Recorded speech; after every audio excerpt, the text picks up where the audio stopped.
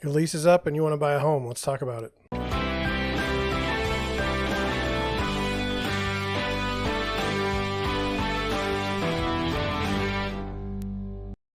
Good evening. So, I wanted to go over something I saw on Facebook today. I got recommended. Somebody posted, "Hey, I need a real estate agent where our lease is up, and who would y'all recommend?" And so I had one of my previous clients uh, went ahead and put my name there, and I can guarantee you that they're not going to choose me because they got overwhelmed. There was probably um, I don't know, 20 names or 30 names, and then like it was really bad. Like one was, choose my sister, choose so and so because they've had a rough year. Nothing. Sometimes you just get a name, but those ones where they tug at the heartstrings, I think so and so just had a baby, choose them.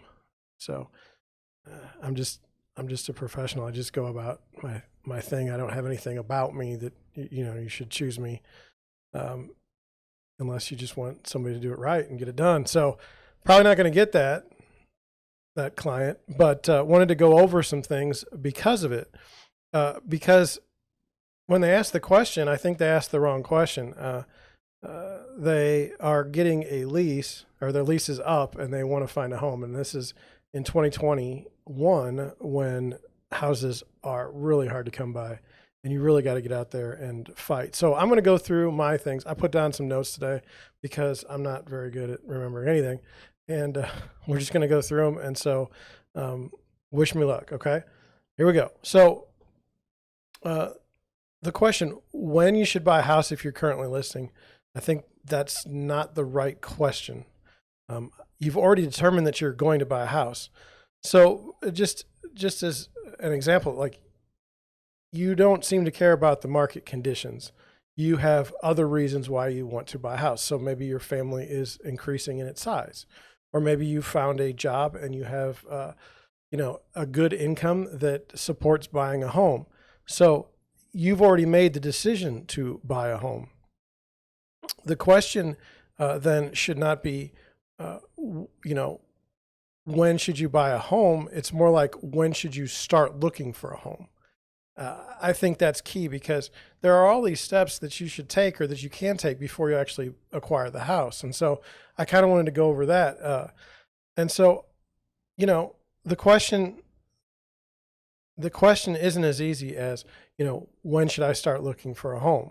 There's no specific day, but it depends on a lot of things. So number one, you should know that it'll take a minimum of about 30 days to close on a house in St. Louis if you're using a lender. If you're paying straight cash, you could probably close in as little as 2 weeks, but most sellers don't care if it's 2 weeks or 30 days. So when you're negotiating an offer, I'll call the seller's agent and say, hey, when do they want to close? And no matter what I pick, or no matter what they pick, they're not really going to care. They're normally banking on about 30 days.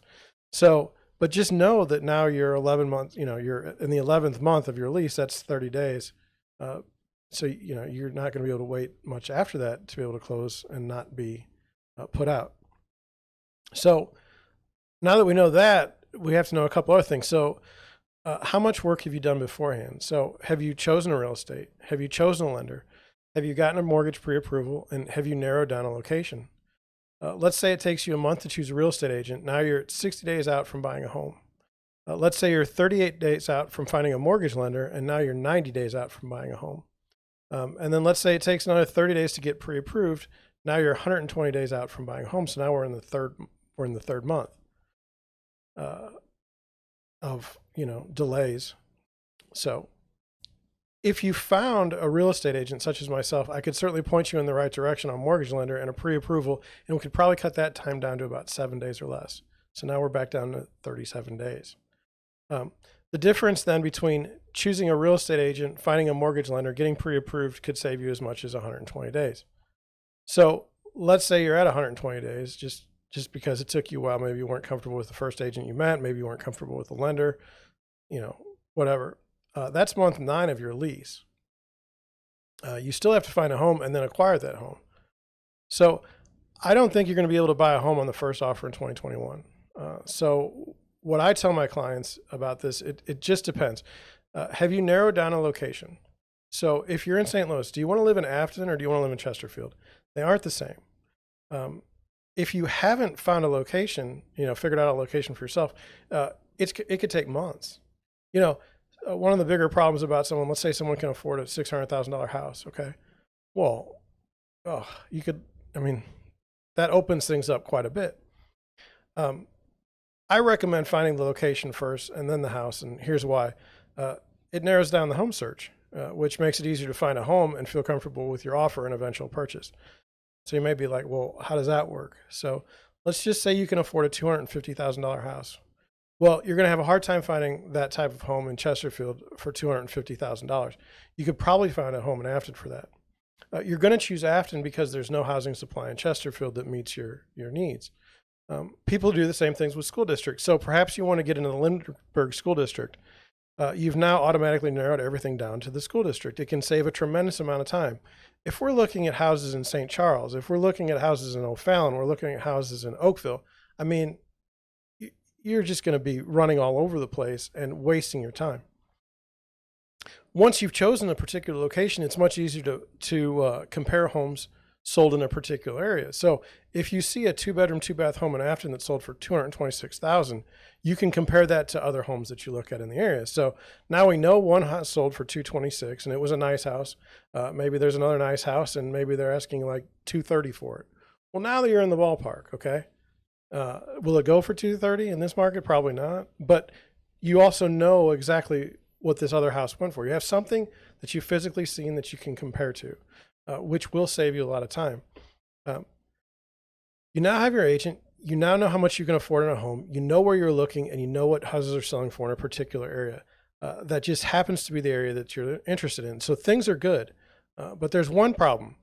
It's very competitive to buy a house right now. Even if you find the right house and you know the right price, you still have to acquire it, and that does take time. And so, how long would that take? Well, it depends. From my experience, even if we get the location down, it doesn't mean the new house to view is going to be on the market every week. So it could take 3 weeks before there's even a house to come to market that you actually might want to go buy, or at least enough to go see it in person. So if we just do simple math, for 4 houses to come on the market, that's 12 weeks, almost 3 months. And we know we might not even get the home we want to buy on the first offer. So my thought is that you should realistically look at starting your home search 1 year out from when you need to buy. This helps with the one issue, and the most important issue to me, it's time, because time can work for and against you. But if you can make it, work more for you than against. And here's an example. If your lease is running out in 1 month, you're going to have to scramble. The more you have to scramble, the less time you actually have to find a house versus just getting a house that you need because you're no longer going to have a lease. It's magnified. To guarantee we get a house in this last month, we have to be the highest bidder, and usually the stupid high bidder on a home gets the house. So we don't have a lot of time. We have to make an offer on a house that may not be what you really want, and then we have to pay more for it, the most that anybody else is going to pay. That's not using time to our advantage. The fear is buying a home before your lease runs out. But to be honest, I don't think that's the right thing to look at.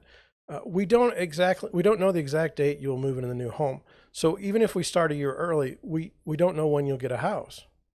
And then, the concern is what happens if you actually get a home early? Well, some good things. You have time to move your things. You have time to make improvements to the house before you move in. And I don't think those are bad things at all. I think that's fantastic. Plus, you haven't been rushed into buying a house that you may or may not want. If you live in an apartment and you only have a few months left on your lease, are you just going to pay on the lease without asking the property manager how much it's going to cost you to get out of the lease? A property manager usually just wants the property lease. They don't care when. They recognize that there will be vacancies, and if they can advertise the property for lease earlier because they know you are leaving, they will probably be okay with that. You could probably negotiate an out, security deposit, 1 month's rent. That gives the landlord 60 days to lease that property out, and in strong markets, it's not going to take them that long to find a new tenant. So, coming down to it, when should you buy, or when should you start to buy a new home while you are leasing. And I would say as soon as possible. Get all your financials in order, get your agent to set up a home search, and then get out there and start physically looking at homes. There's no reason. I mean, people kind of make this mistake of thinking that they're going to go out the first week and buy a home. And while I have shown buyers that, it's very rare. Most likely what's going to happen is you're going to go through this process of learning the marketplace, understanding why things sold for what they did, and then kind of going down that road. It doesn't normally happen overnight. And we already know, like I said, it takes 30 days to close on a house. So if you put your things in order, so if you get a pre-approval, if you're working with an agent who's sending you listings and you're seeing, this is what's on the market, and you're going and actively looking at houses, start as soon as you can. Don't wait until the last minute. Don't get yourself forced into a situation and you say, well, if I don't find anything, I'll just lease for another year. If that's what you want to do, so be it. Is that the prudent thing to do? If it is for you, I'm fine with that. I don't run my brokerage in a way where I try to pressure people to buy a house, that they don't want. Always want my buyers to be happy. But just consider, if you have your finances in order, if you're really out there and you're really ready to buy a house, you should start as soon as possible if you're leasing. I mean, first month, get out there and start looking. It can't hurt. It really can't hurt your situation. And that's what I would do. So answered the question today, when should you start looking to buy a home if you're leasing? As soon as possible. That's all I have for you today. Hope you enjoyed watching. Hope you enjoyed listening. And I will catch you on the next one.